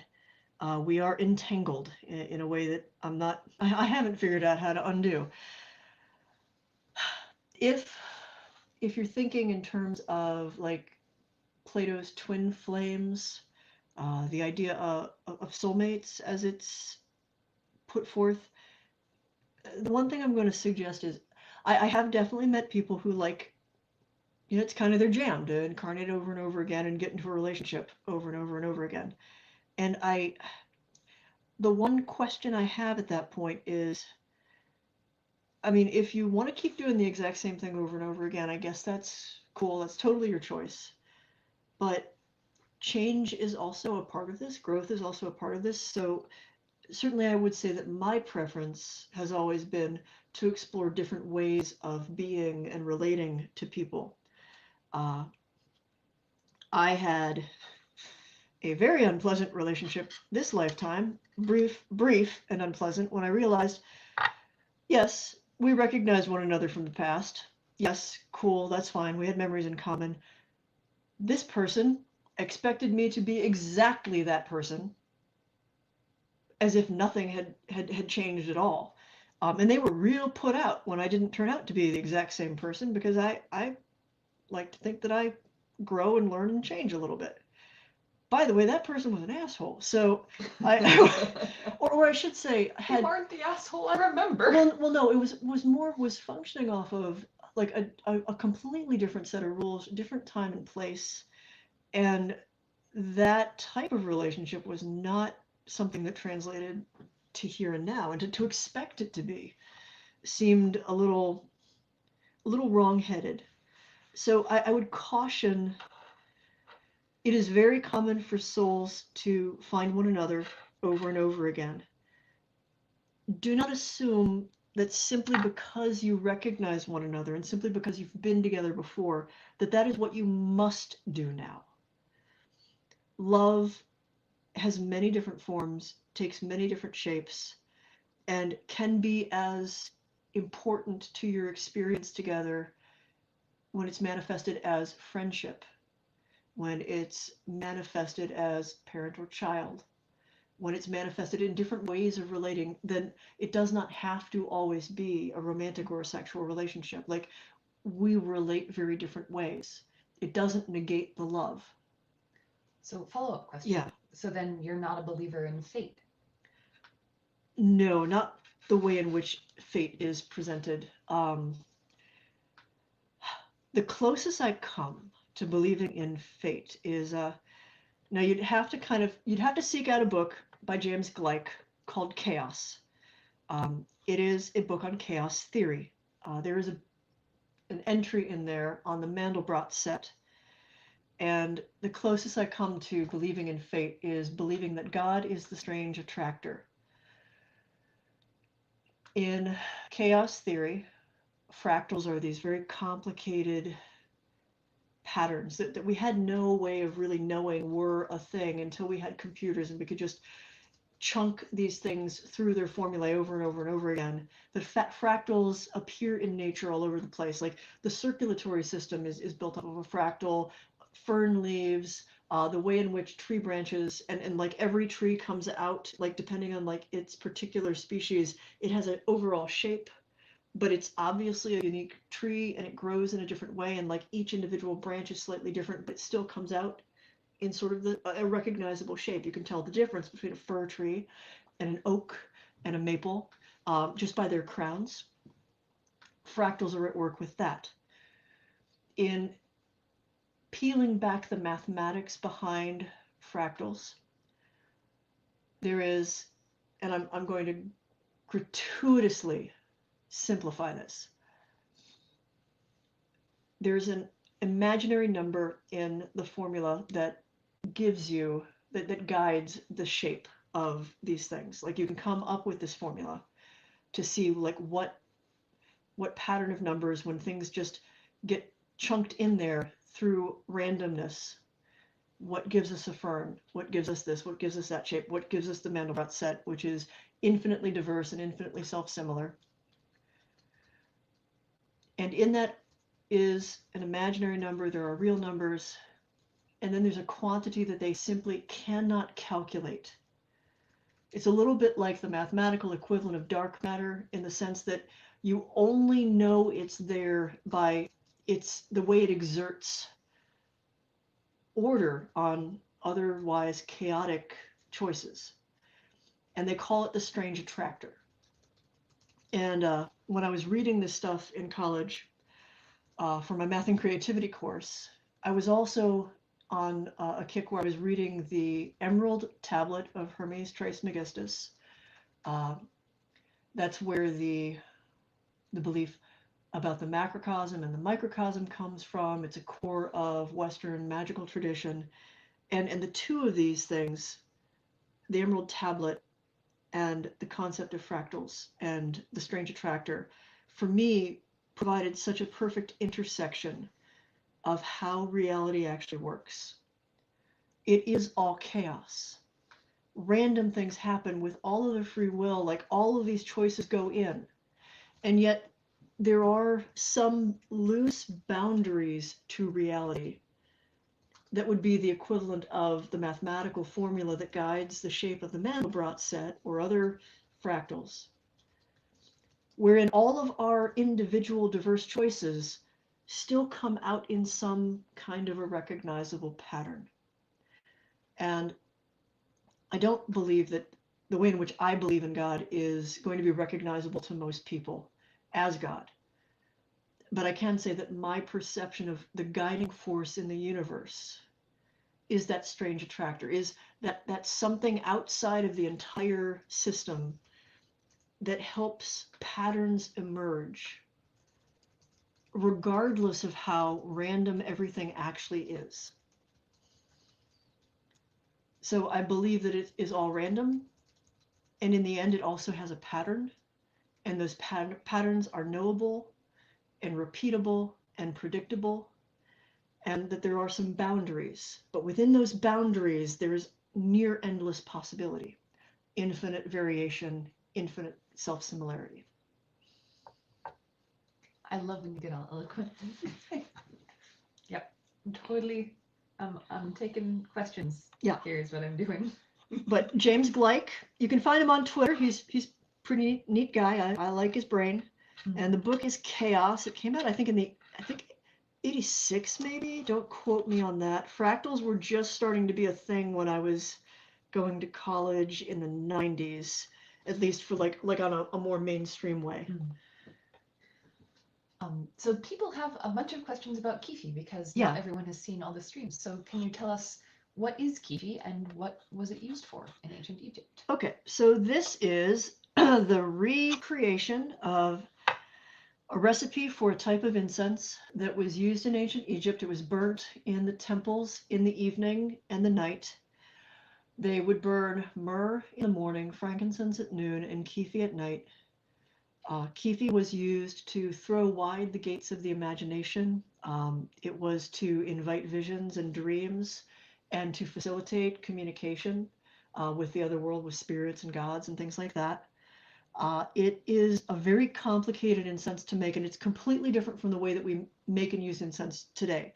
It is made with a base of dried fruit, wine, and honey, which the way that we tend to burn incense now and the way that we make it, like incense cones and incense sticks, we can't burn it the same way that we're used to. Like if you just took this and put it on a hot charcoal, it would scorch, it would smell like shit, and it would just turn into carbonized sugar. It is not meant for that. It's meant to be sort of like slowly heated, usually at a temperature between probably 150 and 180 degrees has been the sweet spot, where it's more that it like starts to bubble and get warm, and it eventually turns into, let me see, I think I've got one around here. Where did I put it? It just gets, it gets cooked weirdly. I put it, I don't know where I put it. But it's somewhere else. I did. Away. somewhere away, out of my way, and Are you talking about the little, like the thing that had spread out and almost become its own little plate? yeah, the thing that was on the piece of tinfoil Gotcha. that Lord knows where I put it. Anyway, never mind, no visual aid. So this experiment, which I started doing the research for last year, I think maybe January or February, grew out of a conversation about the impact that scent has on memory, and the thought of, if we could recreate incense that was used in the ancient world, what memories might that trigger during, say, a past life regression, or another work that was dealing with trying to bring those memories forward. And especially, I became fascinated with, first of all, how different from making modern incense this whole thing is. And it is a long process. There are some modern kyphi blenders who will use like a whole lunar cycle to make it. If I am going off of the ancient recipes that I researched and I collected from Greek sources and Hellenic Egyptian sources and ancient Egyptian sources, it was more about like a 10-day process, and that's what I have settled on. Is you grind certain ingredients, day by day. You add them to the mix. If I were doing it strictly by the techniques that were reported done in the ancient temples, each of those ingredients is added with certain prayers and hymns, and there's this whole ritual to creating it, and you are reconstituting the body of the god. Like, this is kind of an Egyptian version of transubstantiation, like the Catholic idea of body and blood of Christ, only this is recreating the body of Osiris as a magical act, as an act of worship, and putting it together and then making it into the offering that is burned to communicate with that side, because Osiris becomes the Lord of the dead. Oh, and I'm trying to make sure I've got like equal things. So you make this super sticky stuff, and if you have the patience for it, you break off little bits and you hand roll them. But most of the descriptions talk about having like a chunk of it that as you use it, you pull a little piece off, you roll it up, and then you put it on your source of heat. So that's what I have been putting together for people, is dusting it lightly in Styrax benzoin. Right, so it doesn't stick to everything it touches. Yeah, because it's sort of like a melted Tootsie Roll in texture. That one is like So folks are interested in, they know the Psychic Witch and the Psychic Energy Codex are good for semi-beginners to figure out like how they work and how to tap into their abilities. But what else would you recommend to help someone figure out how to use their gifts? Ivo Dominguez, The Keys to Perception. Good, I already put that on the chat. Ellen Dugan has some stuff on the natural psychic that might appeal to some people. If you are delving into like energy healing and energy techniques like that, Christopher Penzak has a book on Reiki that I highly recommend. There is Barbara Ann Brennan, Brennan, and she has a book called Hands of Light. We were having a conversation about Dr. Gerber, who was a medical doctor who started to dig into like vibrational medicine. I believe the title of his first book is Vibrational Medicine, and healing modalities as kind of supplementary to traditional Western medicine.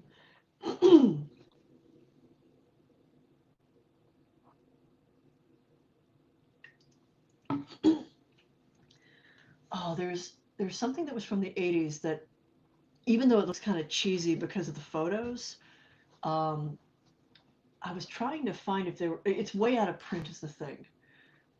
It was part of a series, and they had like the astral projection workbook, and this is part of the same series by different writers, and I think it was called the Energy Body Workbook,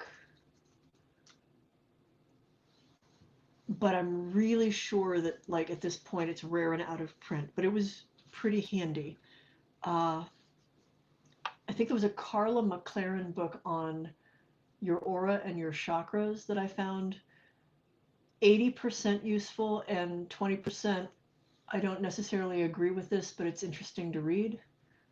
And that's the other thing to keep in mind. Like with books, even if I recommend a book, actually my best way to recommend to engage with a book or a teacher,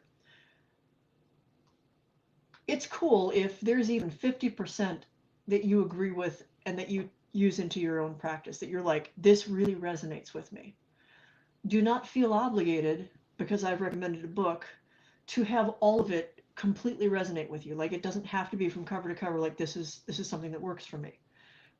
Ideally, what you should do when you're reading a book or learning from a teacher is it should be a dialogue, an exchange, where you learn how they do things, learn what their theories are, learn what their approaches are, assess based on your own experiences and your own perceptions, and even just your gut. Is this something that I agree with? Is this something that works for me? If you're not sure, try it. And if the end result is, nope, that's good. Now you know that doesn't work for you. No harm, no foul. Everybody learns differently. Everybody has a different set of skills and abilities. And not every system is going to work for everybody. And that's how it should be. There's no one true way. I don't know if you've noticed that from these little conversations, but I really do not believe in absolutism. More than absolutism, I really think that things are a lot of shades of gray, and you know that YMMV, your mileage may vary. Like, that's kind of how the world works. You might not get the same thing out of these books that I got, and that's okay. One person is wondering if kyphi is okay to use around kids. Yes, and pets and pretty much everything else. It is technically edible. I don't necessarily recommend it. It tastes really weird. And it's also, like, for food content, that's real expensive. Yeah. Yeah, I sat down and I calculated just the base cost, not shipping, not anything else, of the ingredients in this original batch. And it was just shy of $350. So it's not a cheap substance.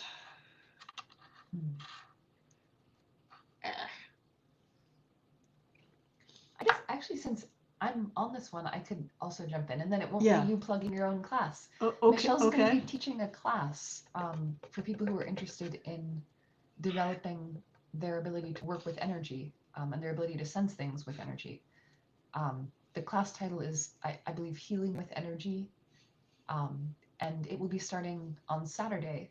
It's going to run for 5 weeks, and it'll go from just basics of how to sense energy, how to work with it, to more advanced ideas like the energy body, which some people think of as another word for the soul. And well, actually, the energy body is the vessel of the soul that is made of energy. So it's right, there's that extra layer of that so about. there's your physical body, and then there's your energy body, and there is that indestructible, pure, clear drop that doesn't really have a shape, that in order to interact with this reality has to go through at least 2 different steps of has to put on one suit, its energy structure, and then it has to put on this skin, and both of those things have to be able to interact with one another. There's a bunch of questions about how to access it now, so I'm trying to both type and go failing right ahead. at talking completely. Okay. Yeah, there's also questions about the ingredients of kyphi, and I'll answer the questions about the class. Yeah. Okay. So the ingredients of kyphi. I've got my thing over here. So there are 2 recipes that appear on the walls of the Temple of Edfu, and I use those because they are the ones that actually come with measurements, in addition to some instructions on like how it all goes together.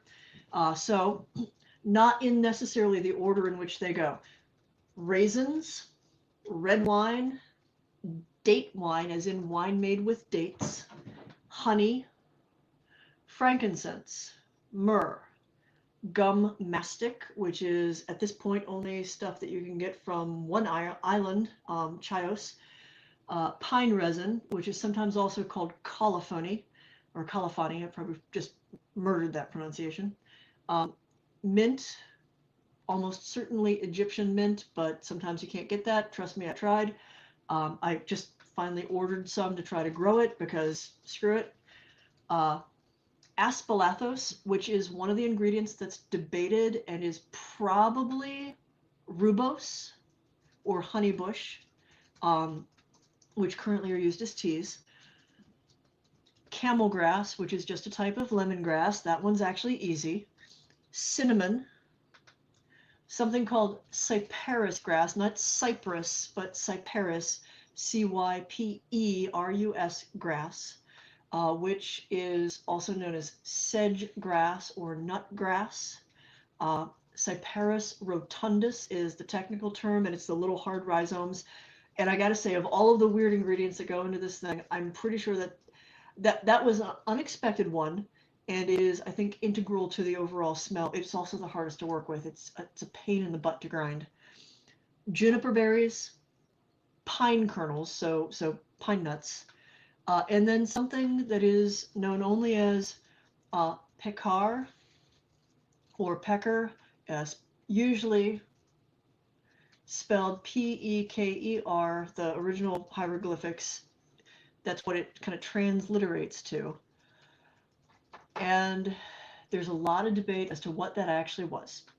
I spent a lot of time reading this scholar's take and that scholar's take and like trying to track down the original hieroglyphics, comparing them to things, because the problem with some of these ingredients is the recipe is so old that some of these ingredients may be extinct. We don't know them by the same names anymore.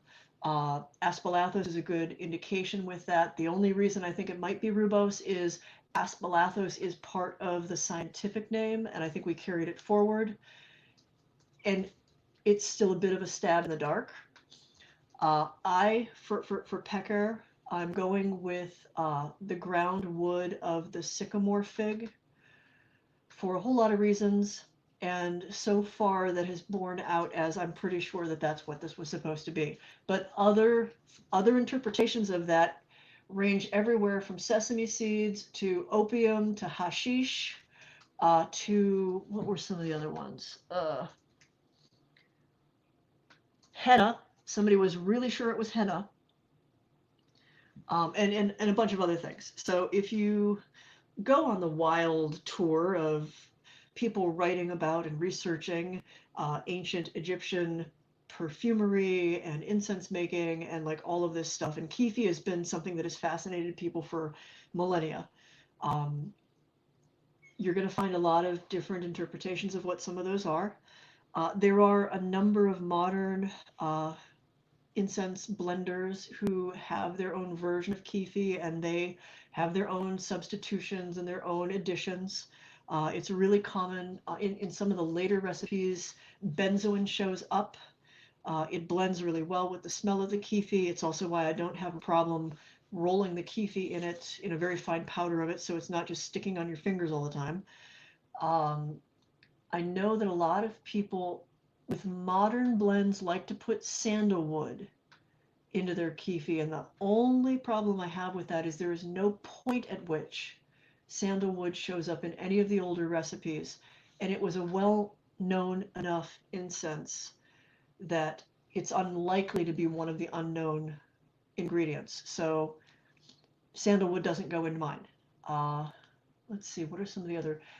Labdanum, galbanum. These are some other things that were that were used back then. They're still used in perfumery now.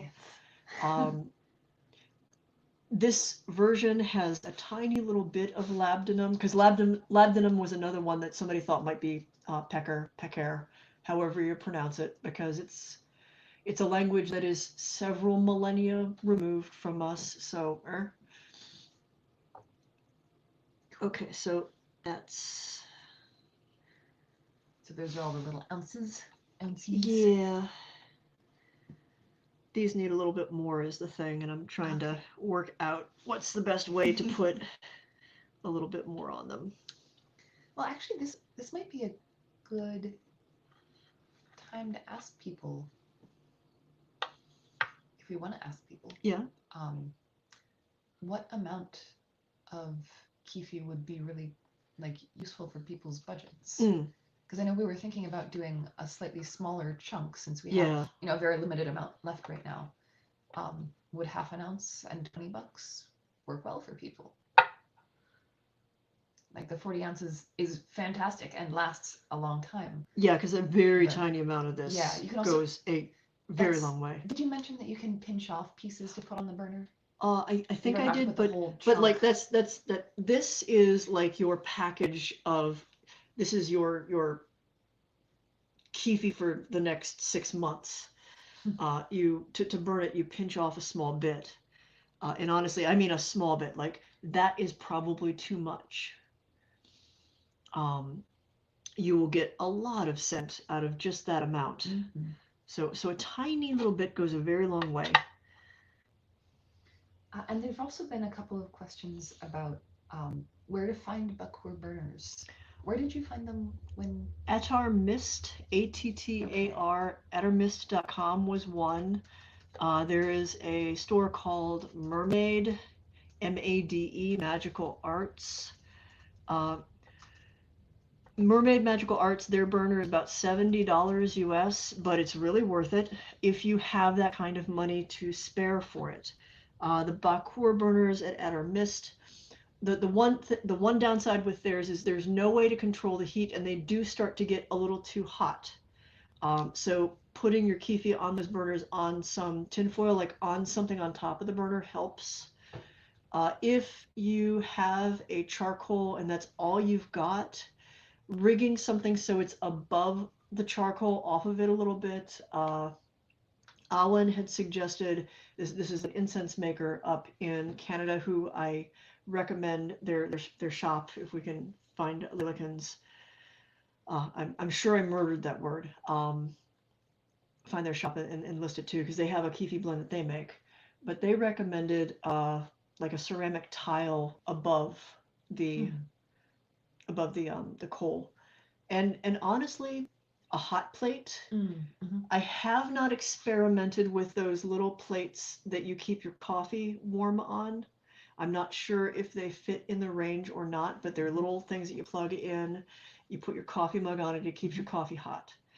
That I suspect if those are between 150 and 180 degrees, that should work. Right for coffee. Just do not put this directly on the burner. Put a little bit of tinfoil and put it, cup it, make a little tinfoil cup for yourself, because you will not get it off. Like once it melts on it, like you won't get it off. Do wax melters get high enough in heat? Or No, are they too cool? They were just a little too cool. We had one of those things from Yankee Candle that I tried, and it teased. It was such a tease. Like it just got right on the edge where it started to warm it up, and I could almost smell it, and then it just sort of stayed at the same, not quite hot enough, and that was sad. What are some of the other possibilities? I mean, it is important to, this is not a self-lighting incense at all. Oh no, it is wet. It is damp. It is chunky. Goop. Glorious chunk. Alrighty. I kind of feel bad trying to like even sell the stuff I made for the cheap key, because it's not remotely the same thing. You will not have the same experience, and it just it's a bunch of sadness. Just so sad. Well, I think we've just about come to the end of questions for tonight, and I know that you often standing up for a full 2 hours, which you've now been doing, sometimes makes your back It's hurt. been a long day of talking. It really has. You've been so chatty. Well, I had the interview with Tim, and that was fun, and it was an hour and a half, and Yeah. I think we will probably catch everyone tomorrow when there's a giant, even longer. oh god, yeah, stream. today you get to, tomorrow, I get to boil the kyphi down. A not inconsiderable task. Yeah. Alrighty. People are saying you should start a podcast. I used to have one of those. Yeah, somebody else asked if you missed doing shadow dance during this chat, and I didn't get to answer. I do a little bit. I keep meaning, I've got all of it archived, and I keep meaning to, so the Internet Archives, archive.org, has offered to host it, but I have to go back over every episode and like write up what they were about, and that's the one thing that we didn't, like, I have the episodes themselves, I don't have any of our write-ups, all of that was lost. And I have not had the time to sit down and listen to it all over again. Well, remember, we have multiple volunteers who have offered to help with that. So as long as we can find the episodes. They're sitting on the older laptop. Like that's where they we'll live. Figure it out. Shadow dance will return. And Matt Stufu had still has them, I'm sure. Still listens to them, I'm sure. He's where I got them from because we'd lost them. Like they were gone. Okay. They were gone forever. That's really good to know. Yeah. All right. Thank you all for hanging out with us during a very interesting conversation that took a lot longer than just chopping up incense. Yeah, and I may have given away one of those past lives that is actually one you could look up, but you know, that is what it is. Yeah. Believe me or not, like that's totally okay. You don't, just because it came out of my mouth does not mean you need to automatically believe that it's true. Trust your instinct, double check, use your own brain, decide for yourself. Would you like a couple more questions? Sure, I still splorping this around. What do you think of the technique of muscle testing? Somebody gave an example of holding something to your solar plexus to determine if you were allergic to it. That's actually not what I learned muscle testing was. Huh. But I'm sure there are multiple kinds of muscle testing for different purposes. I will admit my ignorance to the technique described, so I can't tell you what I think because I haven't had a chance to examine it. So the technique that I was introduced to was from an energy working group in Massachusetts. And, that's interesting. Oh, your phone just died. Oops. But luckily we still have sound, so we'll just have a picture only on your face now. Or not your face, the other one. Your hands. Yeah, muscle testing, as I was introduced to it, was a way to help you make decisions about whether something was going to be a generative or productive direction to take. I could see it applied to allergens. Yeah. I mean, I could see it applied. I could too. The thing that I liked using it for was really like if I didn't have a strong opinion about something, I would let my intuition talk to me through my muscles, basically. I have no idea how it would adapt for allergies, but seems like yes, there could be overlap. Yeah. All right, and since apparently what happened was Michelle's cell phone, which was providing the video of Michelle's face, just died. I think that's a really good indication that we should take a break for the night. And thank you all so much for hanging out with us. We will chat at you again soon. And remember, you can go back and watch the live videos later. It doesn't have to be just while they're going on.